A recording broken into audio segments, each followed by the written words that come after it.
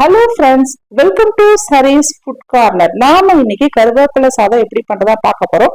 கருவேப்பிலையில நிறைய health benefits இருக்கு, அது எல்லாமே உங்களுக்கு நல்லாவே தெரியும்.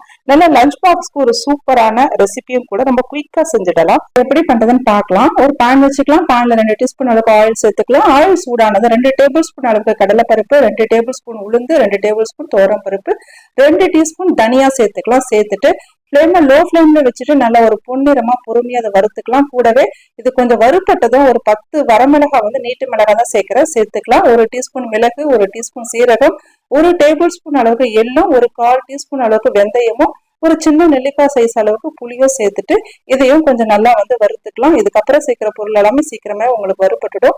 இப்போ இந்த மாதிரி கொஞ்சம் நல்லா வறுப்பட்டதும் இதுல ஒரு கைப்பிடி அளவுக்கு கருவேப்பிலை ஏற்கனவே கழுவி நான் காய வச்சு எடுத்து வச்சிருக்கேன். அதை நம்ம இதுல சேர்த்துக்கலாம். சேர்த்துட்டு நல்லா கிறிஸ்பியா வர அளவுக்கு நல்லா வறுத்துக்கலாம். கருவேப்பிலை நீங்க சமையல்ல சேர்த்தீங்க அப்படின்னா தனியா எடுத்து வச்சிருவாங்க. இந்த மாதிரி பொடியா செஞ்சு ரைஸ் மாதிரி செஞ்சு கொடுத்தா எல்லாரும் நல்லா விரும்பி நல்லா சாப்பிடுவாங்க. நல்லா வறுப்பட்டாச்சு. இதை தனியா நம்ம எடுத்து ஒரு பிளேட்ல மாத்தி நல்லா ஆற வச்சு அதுக்கப்புறம் நம்ம மிக்ஸி ஜார்ல மாத்திக்கலாம். அவ்வளவுதான். ஸ்டவ் ஆஃப் பண்ணிட்டு ஆற வச்சு மிக்ஸி ஜார்ல மாத்திருக்கேன். கூடவே கொஞ்சம் உப்பு சேர்த்து நல்லா கொருன்னு அரைச்சிக்கலாம். 1 டீஸ்பூன் அளவுக்கு வெல்லம் சேர்க்கிறேன். அப்போ டேஸ்ட் உங்களுக்கு பேலன்ஸ் பண்ணும். உப்பு, காரம், புளிப்பு எல்லாமே பேலன்ஸ் பண்ணும். இந்த மாதிரி அரைச்சிக்கோங்க. நல்லா கொருன்னு அரைச்சிக்கோங்க. அப்பதான் உங்களுக்கு டேஸ்ட் நல்லா இருக்கும். இப்போ அதே பேன்ல ஒரு 2 டீஸ்பூன் அளவுக்கு ஆயில் சேர்த்துக்கலாம். ஆயில் சூடானதும் ஒரு 1/2 டீஸ்பூன் கடுகு, 1/2 டீஸ்பூன் உளுந்து, 1/2 டீஸ்பூன் கடலைப்பருப்பு சேர்த்துட்டு ஒரு கைப்பிடி அளவுக்கு நீங்க வேர்க்கடலையும் சேர்த்துக்கலாம். சேர்த்துட்டு நல்லா வறுத்துக்கோங்க. இது கொஞ்சம் வறுப்பட்டது ஒரு வரமிளகாய் சேர்த்துக்கலாம். ஒரு 5 பல்லு பூண்டு தோல் உரிச்சது இல்ல உரிக்காது தட்டி சேர்த்துக்கோங்க. சேர்த்துட்டு கூடவே கொஞ்சம் பெருங்காயம் சேர்த்துக்கோங்க.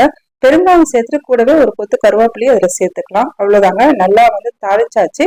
இந்த தாளிச்சத கூடவே நம்ம அரைச்சு வச்சிருக்கிற அந்த கருவேப்பிலை பொடியை இதுல எவ்வளவு தேவையோ அவ்வளவு சேர்த்துக்கலாம். நீங்க ரைஸ் எவ்வளவு ஆட் பண்ண போறீங்களோ, எவ்வளவு ரைஸ் உங்களுக்கு தேவைப்படுதோ அந்த அளவுக்கு நீங்க சேர்த்துக்கோங்க. நான் ஒரு 4 டீஸ்பூன் அளவுக்கு சேர்த்துக்கிறேன். பாருங்க. சேர்த்துட்டு ஜஸ்ட் ஒரு தடவை இந்த மாதிரி மிக்ஸ் பண்ணி விட்டுடுங்க. மிக்ஸ் பண்ணி விட்டுட்டு நீங்க ஏற்கனவே சாதம் வடிச்சு எடுத்து வச்சிருப்பீங்க இல்லையா, அதை நல்லா ஆற வச்சு இதுல சேர்த்துக்கோங்க. அப்போ சாதம் உங்களுக்கு தனித்தனியா ஒன்னோடு ஒண்ணு ஒட்டாம நல்லா உதிரியா உங்களுக்கு கிடைக்கும். பாருங்க. இதை சேர்த்தாச்சு. சேர்த்துட்டு இதுக்கப்புறமா நம்ம இது மிக்ஸ் பண்ணிக்க வேண்டியதான். நீங்க மிக்ஸ் பண்ணிட்டு நீங்க செக் பண்ணுங்க. காரமும் இல்ல அந்த பொடியோட பிளேவர் இன்னும் அதிகமா தேவைப்படுதுன்னா இன்னும் கொஞ்சம் எக்ஸ்ட்ராவா பவுடர் சேர்த்துக்கோங்க. சால்ட்டு செக் பண்ணிட்டு பத்தலன்னா சால்ட்டு சேர்த்துக்கோங்க. அவ்வளவுதாங்க. நல்லா மிக்ஸ் பண்ணியாச்சு. ஒரு சூப்பரான நல்ல ஒரு கருவேப்பிலை சாதம், நல்ல ஒரு ஹெல்தியான ரைஸும் கூட. நீங்க லஞ்ச் பாக்ஸ்க்கு இதை மாதிரி பவுடர் நீங்க செஞ்சு வச்சு ஸ்டோர் பண்ணி கூட வச்சுக்கலாம். ஸ்டோர் பண்ணி வச்சுட்டு கூட நீங்க டக்குன்னு தாளிச்சுட்டு ஜஸ்ட் அந்த பவுடரை போட்டு மிக்ஸ் பண்ணி கூட கொடுக்கலாம். ரொம்ப ஈஸியா முடிஞ்சிடும் உங்களுக்கு லஞ்சுக்கு. நம்ம சேனல்ல ஆல்ரெடி நம்ம கருவேப்பிலை தொக்கு, கருவேப்பிலை பொடி எல்லாம் சேர்த்து பண்ணியிருக்கோம். ஒரு 3 மந்த் ஸ்டோர் பண்ணி வைக்கிற மாதிரி கருவேப்பிலை பொடியும் நம்ம ரெசிபி போட்டிருக்கோம், அப்லோட் பண்ணியிருக்கோம். டிஸ்கிரிப்ஷன்ல லிங்க் கொடுக்குறேன், வேணுங்கிறவங்க செக் பண்ணிக்கோங்க. இப்ப எங்கேயாவது டிராவல் பண்றோம் அப்படின்னாலும் இந்த மாதிரி நீங்க ரைஸ் கருவேப்பிலை சாதம் கூட நம்ம செஞ்சு எடுத்துட்டு போகலாம். எப்பவுமே புளி சாதம், லெமன் ரைஸை விட்டுட்டு இந்த மாதிரி கூட நம்ம செஞ்சு எடுத்துட்டு போகலாம். ரொம்பவே நல்லா இருக்கும். இதுக்கு சைட் டிஷ்ஷா உருளைக்கிழங்கு ஃப்ரை, வாழைக்காய் ஃப்ரை, கருணைக்கிழங்கு ஃப்ரை இல்ல ஏதாவது சிப்ஸ் கூட வச்சு சாப்பிடலாம். அவ்வளவு அருமையா இருக்கும் டேஸ்ட். கண்டிப்பா உங்க வீட்டுல நீங்களும் ட்ரை பண்ணி பாருங்க. ட்ரை பண்ணி பார்த்துட்டு எப்படி இருக்குன்னு கமெண்ட்ல சொல்லுங்க.